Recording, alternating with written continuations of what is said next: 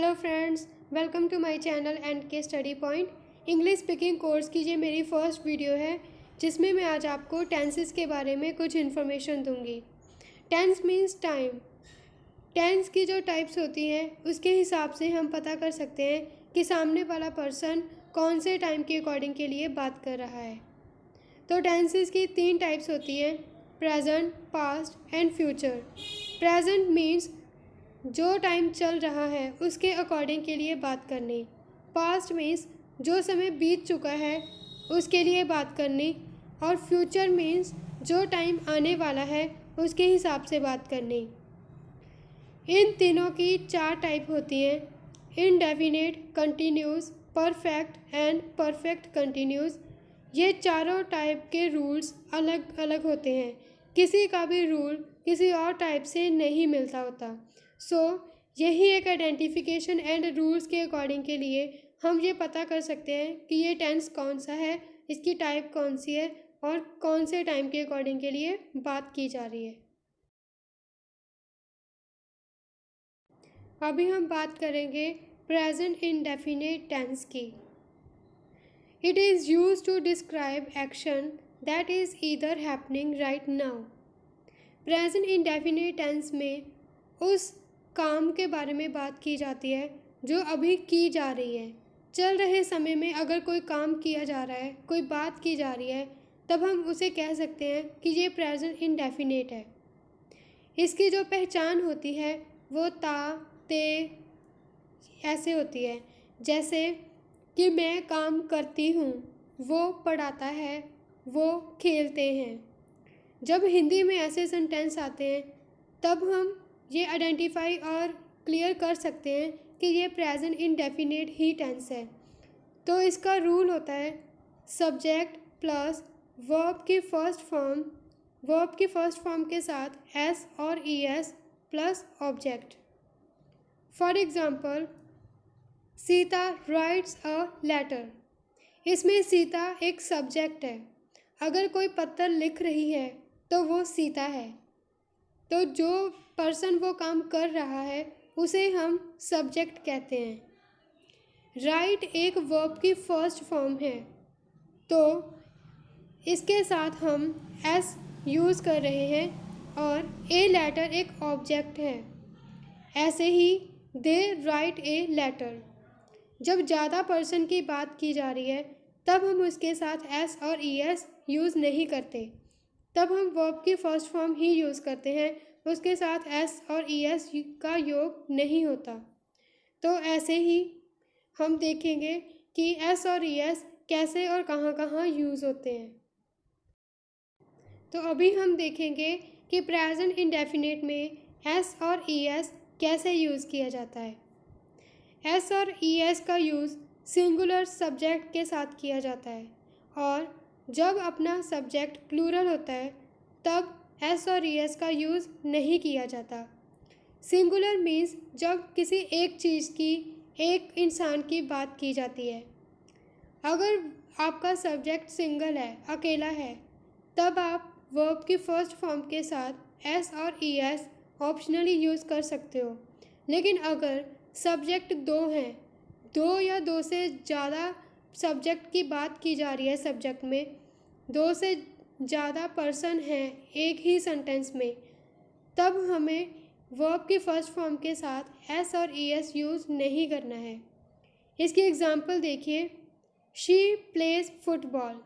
She means किसी लड़की की बात की जा रही है लेकिन उसका नाम नहीं दिया जा रहा है, तब हम वर्ब की फर्स्ट फॉर्म प्ले के साथ एस यूज़ कर रहे हैं। लेकिन नेक्स्ट में दिया गया है आई प्ले फुटबॉल। आई खुद में ही एक प्लूरल है, तब हम इसके साथ कोई भी एस और ई एस यूज़ नहीं करेंगे। अब हम नेक्स्ट टाइप प्रेजेंट कंटिन्यू के बारे में जानकारी हासिल करेंगे। Present continuous is used to describe an action that is presently going on. Present continue एक ऐसा सेंटेंस होता है जिसमें काम अभी शुरू नहीं हुआ होता लेकिन ख़त्म भी नहीं हुआ होता। लेकिन इसका मतलब यही होगा कि जो काम अभी चल ही रहा है उसके अकॉर्डिंगली जब हम बात करते हैं उसे हम प्रेजेंट कंटिन्यूस कहते हैं। इसकी पहचान हिंदी में करेंगे जब किसी सेंटेंस के पीछे रहा, रही, रहे एटसेट्रा लगता है। फॉर एग्ज़ाम्पल, मैं पढ़ा रही हूँ, वो खा रहे हैं, वो जा रहा है। इन सारे सेंटेंस में काम हमने अभी शुरू नहीं किया है, लेकिन वो काम अभी ख़त्म भी नहीं हुआ है। दैट मीन्स जो काम अभी चल ही रहा है उसे हम प्रेजेंट कंटिन्यू कहेंगे। इसका रूल इंग्लिश में होता है सब्जेक्ट प्लस इज़ और एम और आर प्लस वर्ब की फर्स्ट फॉर्म के साथ आईएनजी प्लस ऑब्जेक्ट। इसमें इज़ एम आर एक हेल्पिंग वर्ब्स हैं, वो सब्जेक्ट के अकॉर्डिंग के लिए हम यूज़ करेंगे। For example, Sita is writing a letter, इसमें हमने हेल्पिंग वर्ब इज़ यूज़ की है। Next, I am writing a letter, इसमें हमने हेल्पिंग वर्ब एम यूज़ की है। And they are writing a letter, इसमें हमने हेल्पिंग वर्ब आर यूज़ की है। अभी हम देखेंगे कि प्रेजेंट कंटिन्यू में इज़ एम आर कहाँ और कैसे यूज़ किए जाते हैं। इसका यूज़ तब होता है जब हमारा जो सब्जेक्ट है वो सिंगुलर होगा। इसी के साथ एम का यूज़ तब होगा जब हमारा सब्जेक्ट आई होगा। ऐसे ही आर का यूज़ तब होगा जब हमारा सब्जेक्ट प्लूरल होंगे। सिंगुलर में हम ही, शी, इट और कोई भी सिंगल थिंग को ऐड करते हैं। प्लूरल में वो, यू, दे एंड कोई भी डबल थिंग। अभी इसकी एग्ज़ाम्पल देखिए, शी इज़ प्लेइंग फुटबॉल। हम किसी लड़की की बात कर रहे हैं जो एक सिंगल है, इसीलिए उसके नाम के साथ शी लगा हुआ है। इसका योग हमने इसीलिए किया है क्योंकि हमारा जो सब्जेक्ट है वो सिंगुलर है, और वर्ब की फर्स्ट फॉर्म प्ले के साथ आईएनजी यूज़ किया है क्योंकि हमें रूल गिवन है। ऐसे ही I am playing football, am के साथ हमेशा आई लगता है, तो इसीलिए अगर हमारा सब्जेक्ट आई है तब हमें एम का यूज़ करना है प्रेजेंट कंटिन्यू में। Further, they are playing football, they means ज़्यादा लोगों की बात की गई है, एक से ज़्यादा लोग, तब ये प्लूरल हुआ, इसीलिए इसके साथ हम आर का यूज़ कर रहे हैं। अब हम टेंस की थर्ड टाइप परफेक्ट टेंस के बारे में इंफॉर्मेशन लेंगे। Perfect tense is used to express actions that is occurred at a non specific time. Perfect में यही बताया जाता है कि जो काम थोड़ी देर पहले शुरू किया गया था वो अभी चल रहे टाइम के अकॉर्डिंग के लिए ख़त्म हो चुका है। फॉर एग्ज़ाम्पल, मैंने 4 बजे क्लास स्टार्ट की और 4:30 बजे ख़त्म हो गई, तो वो प्रेजेंट के टाइम में ही ख़त्म हुई है, अगले दिन ख़त्म नहीं हुई। तब हम इसमें प्रेजेंट परफेक्ट टेंस का यूज़ करेंगे।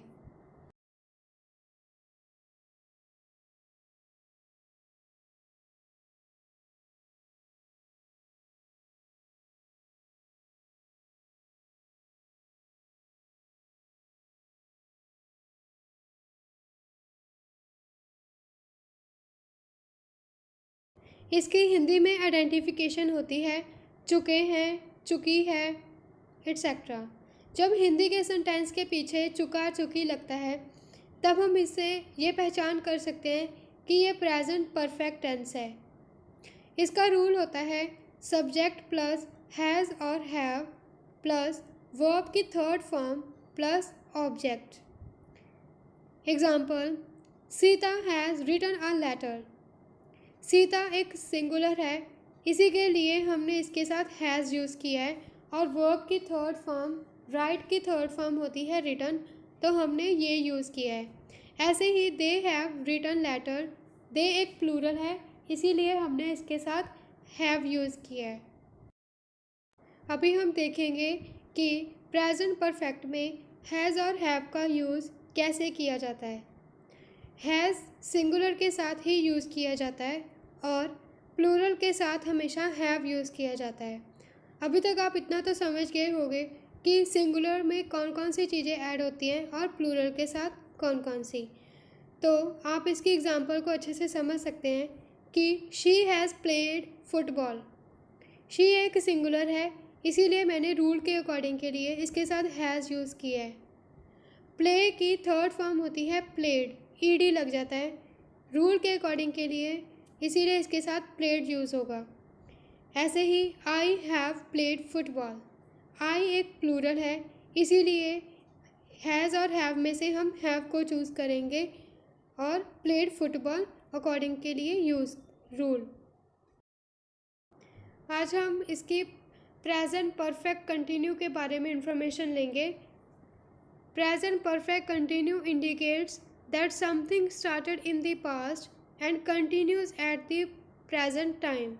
ये बताता है कि कोई भी काम जो पास्ट में स्टार्ट हुआ है वो चल रहे टाइम में भी अभी स्टार्ट ही है, चल ही रहा है, वही काम ख़त्म नहीं हुआ है। फॉर एग्ज़ाम्पल, जब हम अपना घर बनाते हैं तब उसका काम कुछ महीने कुछ साल तक चलता है, तो उस टाइम को जब हम कैलकुलेट करते हैं उसी टाइम को हम प्रेजेंट परफेक्ट कंटिन्यू की लैंग्वेज में बोल सकते हैं। इसकी हिंदी में आइडेंटिफिकेशन होती है जब लास्ट में रहा, रही एंड रहे होते हैं। इसका रूल होता है सब्जेक्ट प्लस हैज़ और have plus been plus verbs first form plus ING plus object plus since और फॉर। इसकी जो हिंदी में आइडेंटिफिकेशन है वो प्रेजेंट कंटिन्यू से सिमिलर है, लेकिन जब हम इसे ट्रांसफ़र करेंगे इंग्लिश में तब इसके रूल के अकॉर्डिंग के लिए कुछ चेंजेस आ जाती हैं। फॉर एग्ज़ाम्पल, इसमें कुछ नई चीज़ें हैं, हैज़ हैव के साथ बीन और सिंस और for. For example, Sita has been playing cricket since 2018। Sita 2018 से क्रिकेट खेल रही है। They have been playing cricket for Monday. वो सोमवार से क्रिकेट खेल रहे हैं। अभी हम देखेंगे कि प्रेजेंट परफेक्ट कंटिन्यू में हैज़, हैव एंड सिंस और फॉर कैसे यूज़ किए जाते हैं। सिंगुलर के साथ हमेशा हैज़ यूज़ किया जाता है, प्लूरल के साथ हैव।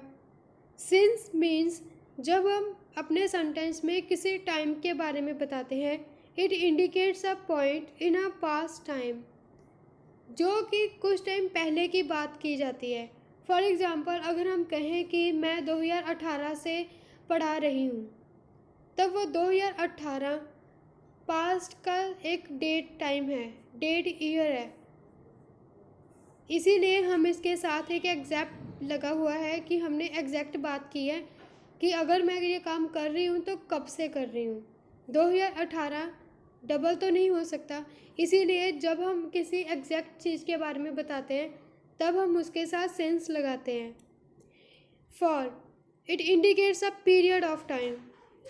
फॉर तब लगाते हैं जब हम किसी पीरियड ऑफ टाइम के बारे में बात कर रहे हैं, जैसे मंडे किसी डे के बारे में बात की जा सकती है, किसी मंथ के बारे में बात की जाती है, किसी टाइम के बारे में बात की जाती है, जो कि डबल हो सकते हैं, जो कि रिपीट हो सकते हैं, तब हम उसके साथ फॉर का यूज़ करते हैं।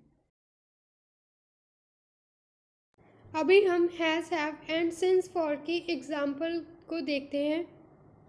I have been writing articles on different topics since morning.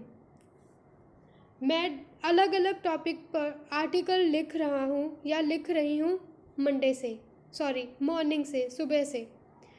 तब मॉर्निंग तो एक हो सकती है ना, तब इसमें एग्जैक्ट हमने बात की है कि अगर मैं ये काम कर रही हूँ या कर रहा हूँ तब कब से कर रहा हूँ।